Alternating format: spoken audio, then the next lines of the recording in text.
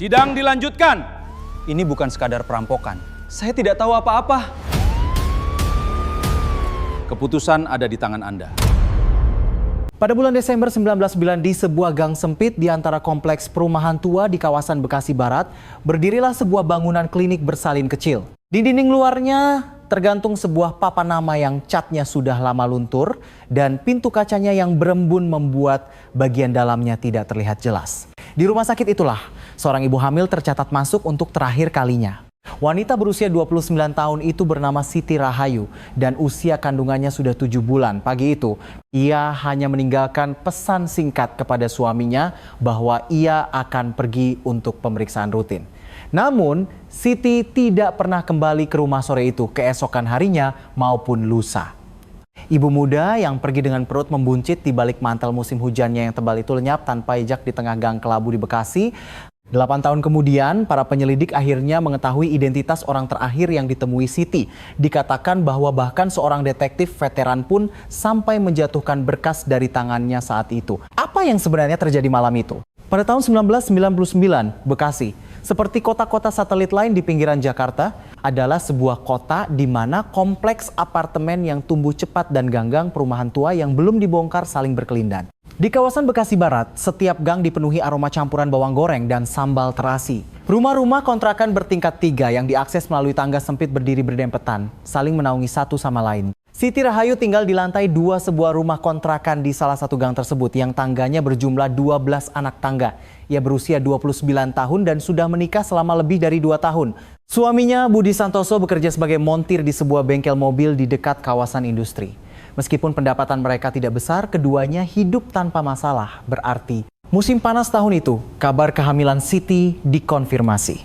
Para tetangga mengingat betapa bahagianya pasangan itu karena ini adalah kehamilan pertama mereka setelah menikah. Seorang tetangga yang tinggal di lantai yang sama dengan Siti, Ibu Indah, kemudian mengatakan kepada penyelidik, Mbak Siti itu selalu tersenyum meskipun perutnya semakin besar. Kalau bertemu di tangga, dia selalu menyapa lebih dulu. Waktu lebaran, dia juga membagikan kue. Dia bahkan pernah bilang ke saya, kalau anaknya sudah lahir nanti kita harus makan-makan bareng. Namun, Siti memikul beban yang tidak terlihat dari luar. Keluarga besarnya berada di Solo, Jawa Tengah. Ibunya telah meninggal dunia saat Siti masih SMP dan ayahnya juga telah berpulang beberapa tahun sebelumnya karena sakit. Ia memiliki seorang kakak laki-laki, tetapi karena kondisi ekonominya yang sulit, mereka jarang berkomunikasi. Secara praktis, tidak ada kerabat yang bisa diandalkan Siti. Ibu mertuanya, Ibu Lastri, tinggal sekitar 3 kelurahan dari rumah kontrakan mereka. Menurut orang-orang di sekitar, hubungan antara menantu dan mertua itu tidak begitu baik. Daripada bertengkar secara langsung, Ibu Lastri lebih sering menelepon Budi untuk mengeluhkan cara Siti mengurus rumah atau apakah ia merawat kehamilannya dengan benar. Bagi Siti, hal ini tentu terasa seperti diawasi. Memasuki bulan ke-7 kehamilannya pada awal Desember, Siti mulai mengurangi aktivitas di luar rumah karena tubuhnya yang semakin berat. Namun ia tidak pernah melewatkan pemeriksaan kehamilan rutinnya. Klinik bersalin yang biasa ia kunjungi adalah Klinik Bersalin Harapan Bunda yang berjarak 10 menit jalan kaki dari rumahnya. Pemiliknya adalah seorang dokter bernama Iwan Tiajono, seorang dokter lokal yang telah membuka praktik selama 11 tahun. Pada hari Selasa, 7 Desember 1999, Siti bangun sedikit lebih pagi dari biasanya. Ia memasak nasi goreng dan menyiapkan bekal untuk suaminya. Setelah suaminya berangkat kerja, ia membersihkan diri dan mengenakan mantel tebal berwarna krem. Perutnya sudah begitu besar sehingga kancing mantelnya tidak bisa dikaitkan, jadi ia hanya menyampirkannya. Saat mengunci pintu depan, ia berpapasan dengan tetangganya Ibu Indah dan mereka saling menyapa singkat. Mau periksa kandungan, Bu? Itulah kata-kata terakhir yang didengar Ibu Indah dari Siti. Pukul 10.30 pagi, Siti tiba di Klinik Bersalin Harapan Bunda. Dari hasil penyelidikan diketahui bahwa ia telah mendaftar dan duduk di kursi ruang tunggu karena catatan pendaftarannya masih ada. Namun, perawat yang bertugas saat itu tidak dapat mengingat dengan pasti apakah Siti masuk ke ruang periksa atau meninggalkan klinik saat masih menunggu. Kemana Siti pergi setelah meninggalkan klinik dan siapa yang menunggunya di sana, kebenaran dibaliknya membutuhkan waktu 8 tahun untuk terungkap. Suami Siti, Budi Santoso, mengatakan bahwa pada awalnya ia tidak terlalu khawatir ketika istrinya tidak pulang malam itu. Ia pulang dari bengkel lewat pukul 7 malam dan melihat rumah yang gelap, ia hanya berpikir mungkin Siti mendapat kabar dari kerabatnya di Solo dan pergi ke sana. Namun, ketika Siti tidak bisa dihubungi hingga lewat pukul 10 malam, ia baru mulai menelpon pagar istrinya. Pagar itu hanya berdering tanpa ada jawaban. Hal yang sama terjadi keesokan paginya. Budi baru melaporkan kehilangan Siti ke polisi pada pagi hari setelah hari kedua istrinya menghilang. Namun, dalam penyelidikan awal, para penyelidik mulai melihat retakan-retakan halus di sekitar Budi Santoso. Seorang rekan kerjanya di bengkel yang sama yang bernama Pak Agus memberikan kesaksian kepada penyelidik. Mas Budi agak aneh waktu itu. Dia yang biasanya tidak pernah lembur, tiba-tiba jadi sering pulang malam 3-4 kali seminggu. Suatu hari, saya mencium bau parfum dari baju kerjanya. Siapa yang pakai parfum saat kerja di bengkel? Kesaksian itu mulai mengubah arah penyelidikan. Kemudian terungkap bahwa sejak kehamilan Siti memasuki bulan kelima, Budi telah berkomunikasi dengan wanita lain. Wanita itu adalah Dewi, seorang wanita berusia 32 tahun yang memiliki warung makan di dekat bengkel. Jejak komunikasi mereka terungkap ketika polisi memeriksa riwayat pesan masuk dan keluar di pagar Budi setelah Siti menghilang. Pada tahun 1999, pagar masih banyak digunakan selain ponsel dan catatan komunikasinya tersimpan dengan baik. Awalnya, Budi mengaku bahwa Dewi hanyalah seorang kenalan. Namun, ketika penyelidik menunjukkan bukti catatan komunikasi, ia mengubah ceritanya. Ia mengakui bahwa mereka dekat tetapi menyangkal adanya perselingkuhan. Namun Dewi memberikan kesaksian yang berbeda. Mas Budi yang mendekati saya lebih dulu. Dia bilang hubungannya dengan istrinya tidak baik dan situasinya menjadi lebih rumit setelah istrinya hamil. Saya tahu saya juga salah. Tapi saya benar-benar tidak tahu apa yang dia lakukan pada Mbak Siti. Sementara itu jejak Ibu Lastri sang ibu mertua juga muncul dalam catatan investigasi. Pada hari Siti menghilang, Ibu Lastri menelepon putranya Budi 2 kali pada pagi hari. Isi pembicaraan tidak diketahui, tetapi waktu panggilannya bertepatan dengan saat Siti sedang duduk di ruang tunggu klinik. Kemudian, sekitar pukul 2 siang di hari yang sama, 2 orang tetangga memberikan kesaksian bahwa mereka melihat Ibu Lastri di sebuah gang dekat rumah kontrakan Siti. Ibu Lastri menyangkal pernah berada di gang itu hari itu. Kesaksian mereka bertentangan. Para penyelidik mulai menghubungkan 2 retakan di sekitar Siti, perselingkuhan suaminya dan gerak-gerik ibu mertuanya. Saat itu, tidak ada yang tahu kemana benang-benang itu akan mengarah. Pada 7 Desember 1999 pukul 10.30 pagi di ruang tunggu klinik bersalin Harapan Bunda selain Siti, ada 2 ibu hamil lain dan seorang wanita parubaya. Asisten perawat yang bertugas saat itu Suster Ana memberikan kesaksian 8 tahun kemudian. Ingatan saya agak kabur tentang hari itu. Tapi dia adalah pasien yang perutnya sudah sangat besar. Dia datang mengenakan mantel krem yang kancingnya tidak bisa dikaitkan. Saya ingat tangannya terasa sangat dingin saat mendaftar. Tapi jujur, saya tidak bisa memastikan apakah dia masuk ke ruang periksa atau langsung pergi. Tidak ada catatan medis yang tersisa. Dr. Iwan Tiajono mengaku tidak ingat pernah memeriksa Siti hari itu. Tim investigasi menyimpulkan bahwa Siti telah mendaftar tetapi tidak melanjutkan ke pemeriksaan. Lalu, apakah Siti melihat sesuatu atau seseorang di ruang tunggu yang membuatnya meninggalkan klinik? Kesaksian dari seorang pria berusia 60-an bernama Pak Hermawan yang memiliki toko kelontong di seberang klinik menjadi petunjuk krusial di kemudian hari. Pak Hermawan ingat bahwa sekitar pukul 11 pagi hari itu, sebuah mobil Kijang berwarna hijau tua terparkir di gang depan klinik. Mesinnya menyala dan asap knalpotnya mengepul di jalanan gang. Mobil itu di sana sekitar 20 menit. Lalu, seorang wanita hamil naik ke kursi penumpang depan dan mobil itu langsung pergi. Dia tidak terlihat seperti dipaksa atau ditarik. Dia naik begitu saja, seperti naik mobil kenalan. Pak Hermawan tidak ingat nomor polisinya. Hanya samar-samar ingat bahwa angka terakhirnya adalah 4 atau 9. Ia mendeskripsikan pengemudinya sebagai seorang wanita parubaya. Wanita parubaya. Para penyelidik berhenti sejenak di sini. Dewi, wanita selingkuhan Budi berusia 32 tahun terlalu muda untuk disebut parubaya. Lalu siapa yang mengemudikan mobil itu? Penyelidikan selanjutnya mengungkapkan bahwa sesaat sebelum Siti meninggalkan klinik, sebuah pesan masuk ke pagernya. Pengirimnya adalah nomor yang tidak terdaftar dan pesannya hanya terdiri dari 2 baris.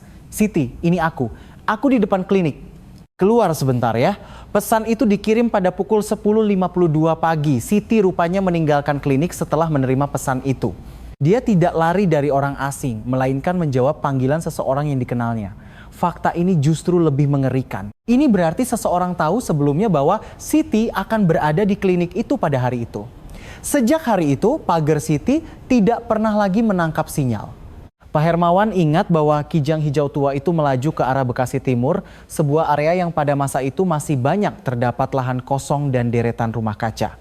Hamparan tanah kelabu di musim hujan, deru mesin mobil tua, dan seorang wanita hamil tua di dalamnya. Apa yang terjadi setelah itu tidak ada yang tahu untuk waktu yang sangat lama.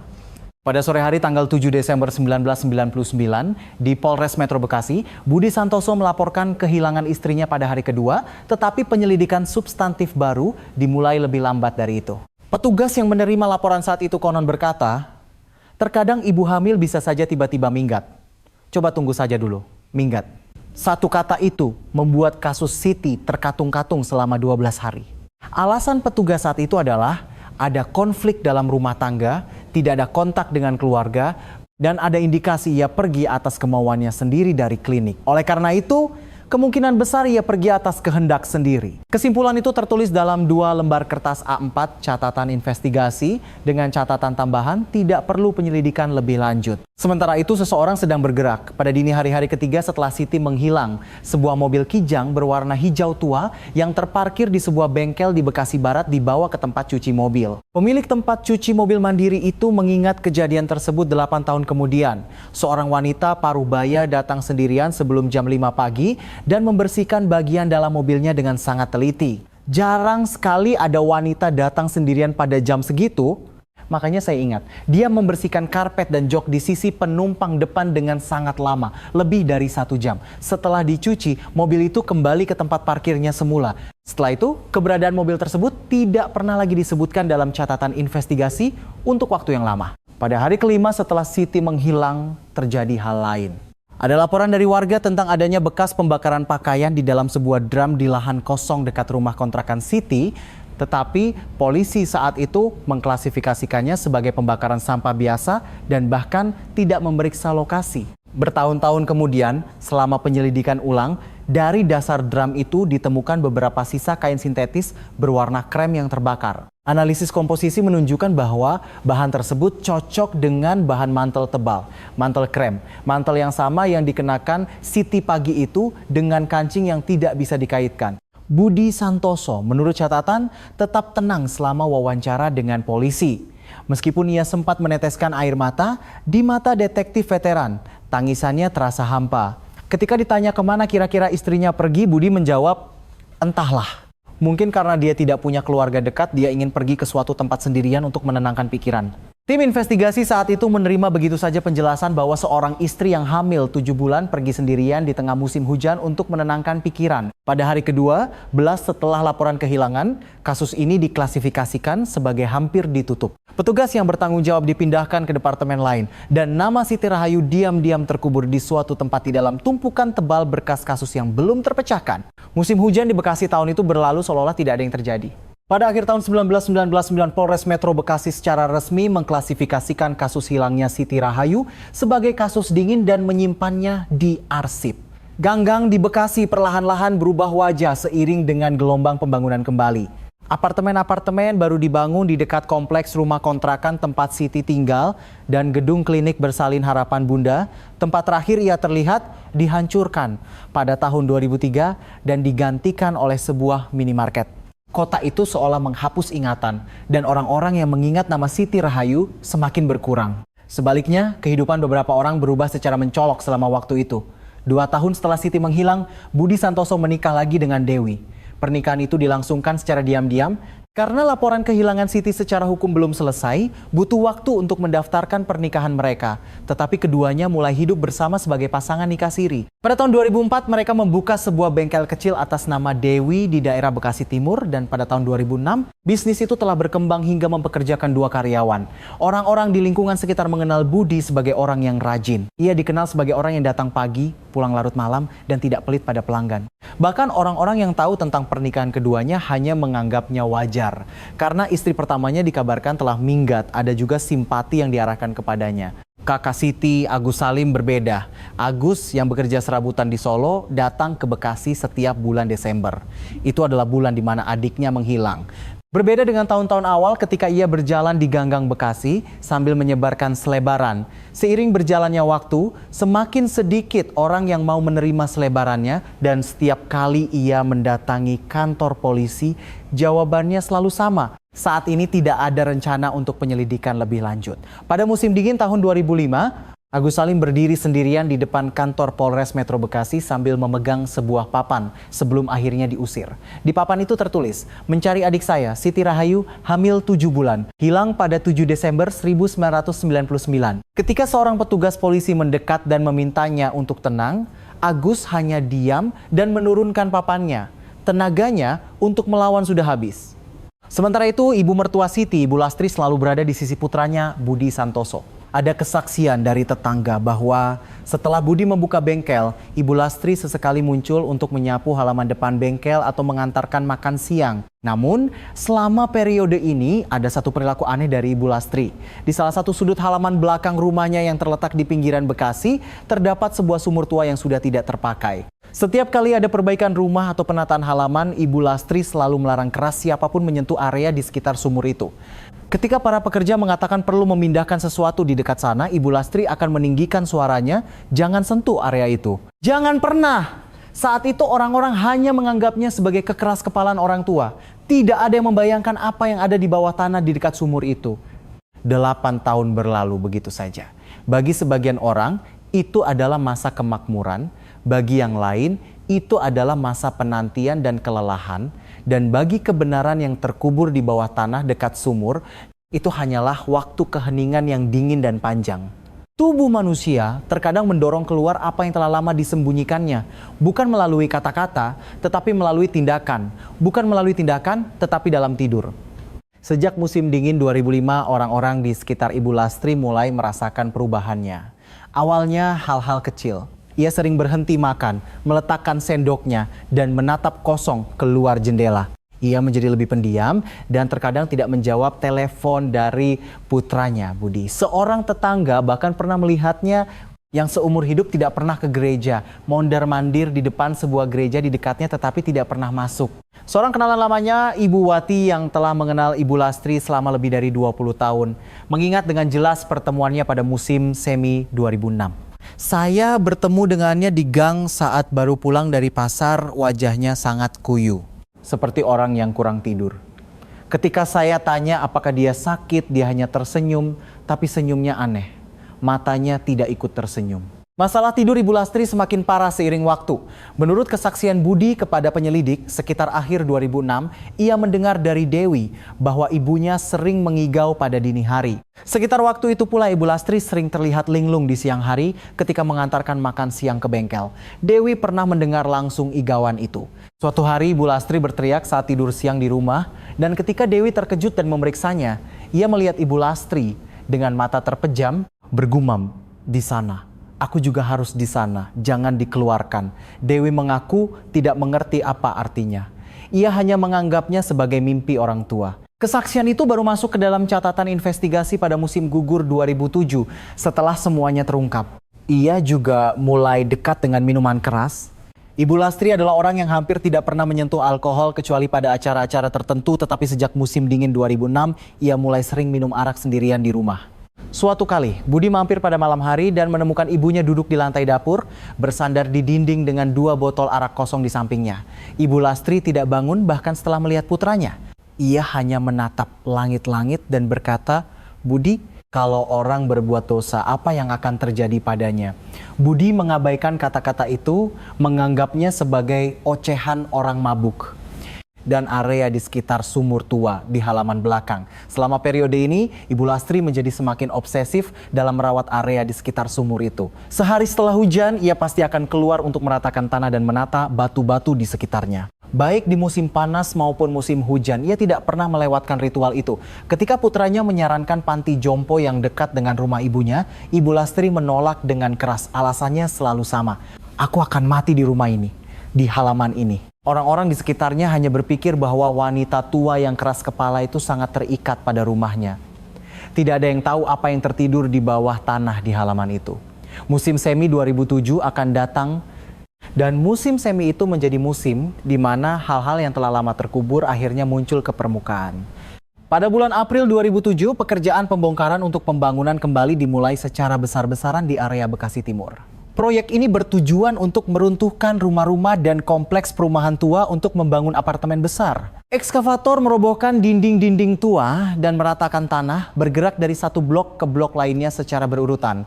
Rumah Ibu Lastri berada tepat di sebelah area pembongkaran. Meskipun rumahnya sendiri tidak termasuk dalam target pembongkaran, rumah tetangganya yang menempel pada dindingnya telah dirobohkan terlebih dahulu, menyebabkan sebagian dinding di salah satu sisi halaman Ibu Lastri ikut runtuh. Pagi hari tanggal 12 April, dua pekerja yang masuk ke halaman untuk memperbaiki dinding menemukan sesuatu yang aneh saat meratakan tanah di dekat sumur tua. Sesuatu yang putih dan keras menyembul dari tanah. Awalnya mereka mengira itu tulang hewan, tetapi bentuknya tidak biasa. Salah satu pekerja meletakkan cangkulnya berjongkok untuk melihat lebih dekat dan tidak bisa bangkit lagi. Itu adalah tulang jari manusia. Polisi tiba sebelum pukul 11 pagi. Dari kedalaman 1,6 meter di bawah tanah dekat sumur, kerangka seorang wanita dewasa ditemukan. Ada juga sisa-sisa janin bersamanya. Tim forensik yang tiba di lokasi segera mengirimkannya ke Pusat Laboratorium Forensik Mabes Polri untuk dianalisis. Hasilnya keluar 20 hari kemudian. Perkiraan usia wanita antara 25 dan 35 tahun. Meninggal dalam keadaan hamil. Penyebab kematian, patah tulang tengkorak akibat benturan benda tumpul di bagian belakang kepala. Pembunuhan. Perkiraan waktu kematian berdasarkan kondisi kerangka dan analisis tanah diperkirakan 8 hingga 9 tahun yang lalu, yaitu sekitar tahun 1990. 8 tahun yang lalu. Desember 1999. Komisaris Polisi Haryono dari Satuan Reserse Kriminal Polres Metro Bekasi setelah menerima laporan analisis segera membuka lemari arsip kasus-kasus dingin orang hilang. Kompol Haryono adalah seorang veteran dengan 14 tahun pengalaman di bidang reserse. Ia mengeluarkan sebuah amplop tipis dari tumpukan berkas. Di sampulnya tertulis Siti Rahayu, 29 tahun, wanita, dilaporkan hilang 9 Desember 1999. Kompol Haryono membuka amplop itu di tempat 2 lembar kertas A4. Kemungkinan minggat, tidak perlu investigasi lebih lanjut, dan 1 stempel. Ia meletakkan berkas itu di mejanya, memejamkan mata sejenak, lalu membukanya lagi. Tes perbandingan DNA segera diajukan. Metode yang digunakan adalah membandingkan sampel darah kakak Siti, Agus Salim, dengan DNA mitokondria yang diekstrak dari kerangka. Hasilnya keluar kurang dari 3 hari. Kecocokan 100%. Orang yang tertidur di bawah tanah dekat sumur itu adalah Siti Rahayu dan bayinya yang ada di dalam kandungannya juga. Kompol Haryono membuka kembali catatan investigasi dari awal. Kesaksian-kesaksian yang diabaikan oleh polisi 8 tahun lalu, kesaksian dari tempat cuci mobil, bekas pembakaran di drum, nomor pengirim pesan, pagar, semuanya mulai ia rangkai kembali satu persatu. Ujung dari semua benang itu mengarah ke tempat yang sama. Berita penemuan kerangka menyebar dengan cepat. Dari mulut ke mulut di antara penduduk Bekasi. Dan sebuah artikel pendek berjudul Penemuan Kerangka Wanita Tak Dikenal dimuat di halaman kriminal koran lokal. Segera setelah identitas Siti Rahayu terkonfirmasi melalui tes DNA, Kompol Haryono membentuk tim investigasi dan mulai memanggil kembali satu persatu orang-orang dari 8 tahun yang lalu. Orang pertama yang dipanggil adalah Budi Santoso. Meskipun diberitahu bahwa kerangka itu ditemukan di halaman rumah ibunya, Budi tampak tenang di luar. Di hadapan penyelidik, ia menunjukkan ekspresi terkejut dan mengatakan bahwa ibunya tidak mungkin melakukan hal seperti itu. Ia mengaku tidak tahu apa-apa. Namun, yang menggoyahkan Budi bukanlah tekanan psikologis, melainkan bukti. Seorang penyelidik yang memeriksa kembali catatan pager dari 8 tahun lalu menemukan sesuatu. Pesan yang diterima Siti di ruang tunggu klinik Siti, ini aku. Aku di depan klinik. Keluar sebentar ya. Nomor pengirimnya cocok dengan nomor telepon umum koin di dekat rumah Ibu Lastri. Sebuah telepon umum yang berjarak 4 menit jalan kaki dari rumahnya. Dan tempat cuci mobil itu. Wanita parubaya yang mencuci kijang hijau tua pada dini hari-hari ketiga setelah Siti menghilang. Kompol Haryono kembali menemui pemilik tempat cuci mobil itu. Tidak ada yang tahu seberapa banyak ingatan seseorang yang tersisa setelah 8 tahun, tetapi pemilik itu mengingatnya dengan lebih jelas dari yang diperkirakan. Tangan wanita itu gemetar hebat. Saat mencuci, selangnya jatuh 2 kali. Dan dia membawa kantong plastik hitam di dekat jok penumpang depan. Setelah selesai mencuci, dia membuangnya ke tempat sampah di sana. Tempat sampah itu sudah lama dibongkar. Namun kesaksian itu saja sudah cukup. Mobil kijang itu terdaftar atas nama keponakan Ibu Lastri. Dari kesaksian keponakan itu, terkonfirmasi bahwa mobil itu sebenarnya digunakan oleh Ibu Lastri. Tim investigasi memanggil Ibu Lastri segera setelah hasil tes DNA keluar. Ibu Lastri yang kini berusia 72 tahun masuk ke ruang interogasi sambil memegang tongkat. Ia tidak menatap mata penyelidik. Bahkan setelah duduk, ia hanya menatap tangannya yang ada di pangkuannya untuk waktu yang lama. Selama Kompol Haryono memaparkan bukti satu persatu catatan panggilan telepon umum, kesaksian dari tempat cuci mobil, kepemilikan mobil Ibu Lastri tidak mengatakan apa-apa. Kemudian, ketika Kompol Haryono akhirnya meletakkan laporan hasil autopsi di atas meja dan berkata, bayi di dalam kandungan Bu Siti juga ikut ditemukan. Saat itulah bahu Ibu Lastri perlahan-lahan merosot. Genggamannya pada tongkat melemah dan bibirnya bergetar. Untuk waktu yang lama, tidak ada suara yang keluar, sampai akhirnya sebuah suara kecil dan serak terdengar. Namun, pengakuan selanjutnya membuat para penyelidik membeku. Dalam pengakuannya, Ibu Lastri mengatakan bahwa ia tidak sendirian. Saya suruh Budi, kami menguburnya bersama. Kompol Haryono membuka pintu ruang interogasi keluar ke koridor dan berhenti sejenak. Ia menarik napas perlahan. Ibu dan anak keduanya terlibat. Sejak Ibu Lastri mulai berbicara, penyelidikan berkembang dengan sangat cepat. Sikap Budi Santoso berubah drastis begitu ia diberitahu tentang pengakuan ibunya. Pria yang sampai saat itu dengan tenang mengulangi bahwa ia tidak tahu apa-apa, kini menutupi wajahnya dengan kedua tangan di kursi interogasi. Keheningan panjang menyelimuti ruangan. Kompol Haryono menunggu tanpa berkata apa-apa. Setelah keheningan itu berlangsung lebih dari 30 menit, Budi menurunkan tangannya, menatap langit-langit dan membuka mulutnya. Bukan ibu saya sendiri yang melakukannya, saya juga tahu. Pengakuan itu pun dimulai malam sebelum Siti meninggalkan rumah pada 7 Desember 1999. Budi dan ibunya Ibu Lastri sempat berbicara di telepon. Pembicaraan itu tentang Siti. Ibu Lastri yang memulainya. Wanita itu harus disingkirkan. Ada alasan yang kompleks di balik keputusan Ibu Lastri untuk menyingkirkan menantunya. Di permukaan itu adalah konflik menantu mertua, tetapi di baliknya ada masalah uang. Ibu Lastri telah lama berencana untuk mewariskan rumahnya di Bekasi kepada putranya. Namun dengan kehamilan Siti, situasinya berubah. Ibu Lastri berpikir bahwa kelahiran seorang anak akan merumitkan pembagian warisan.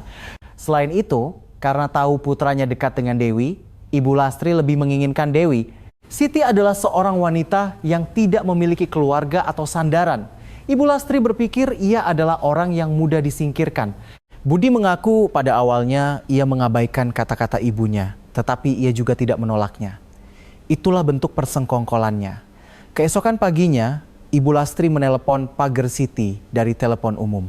Ia sudah mendapatkan nomornya dari putranya. Siti yang menerima pesan di ruang tunggu klinik mungkin mengira itu adalah suara ibu mertuanya.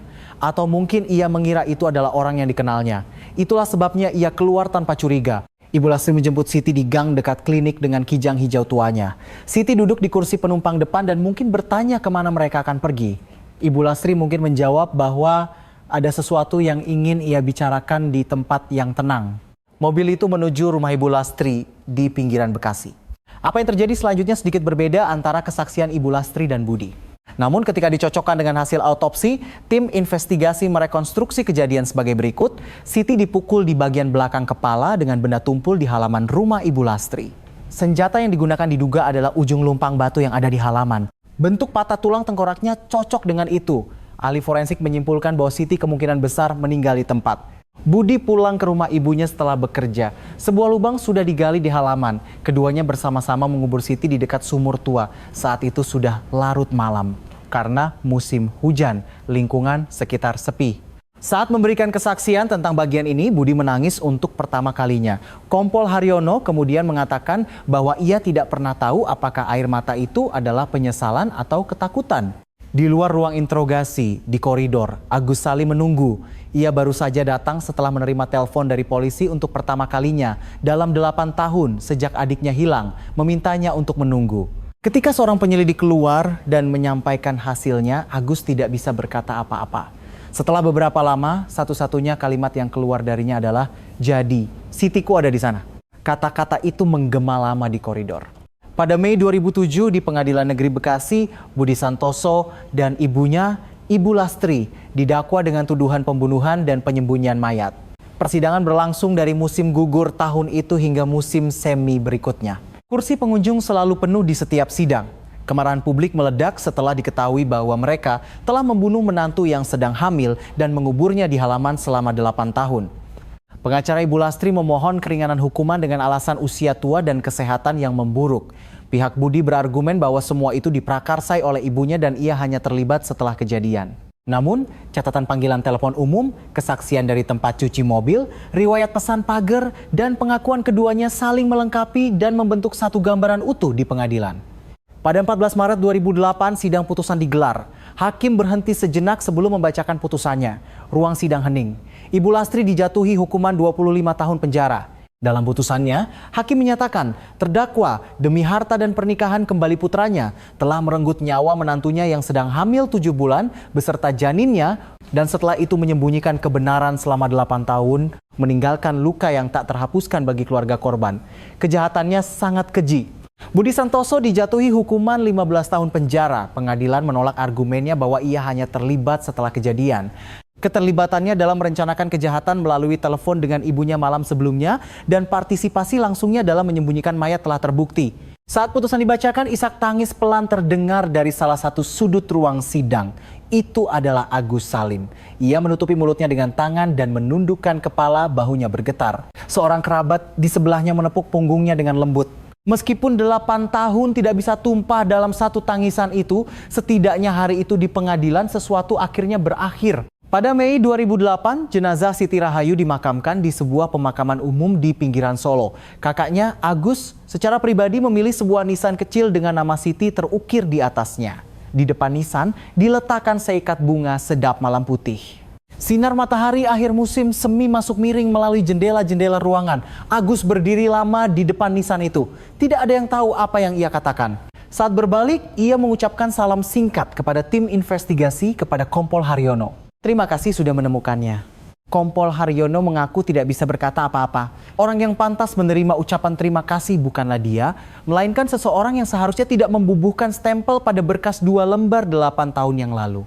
Dewi mengajukan gugatan cerai segera setelah Budi divonis. Bengkel yang mereka bangun bersama dijual dan rumah Ibu Lastri di Bekasi disita dan dilelang. Sumur tua itu telah ditutup dan tidak ada yang tersisa di tempat itu. Ganggang di Bekasi masih terus dalam proses pembangunan kembali. Suara eskavator yang merobohkan dinding-dinding tua dan gedung-gedung baru yang naik terus bergema sepanjang musim semi itu. Di tengah kebisingan itu, nama Siti Rahayu tidak lagi terkubur dalam arsip orang hilang. Kebenaran tetap bernapas bahkan di dalam tanah. Tidak peduli seberapa dalam ia dikubur, tidak peduli berapa lama waktu menutupinya, kebenaran pada akhirnya akan naik sendiri ke permukaan. Itulah pelajaran paling dingin dan paling jelas yang ditinggalkan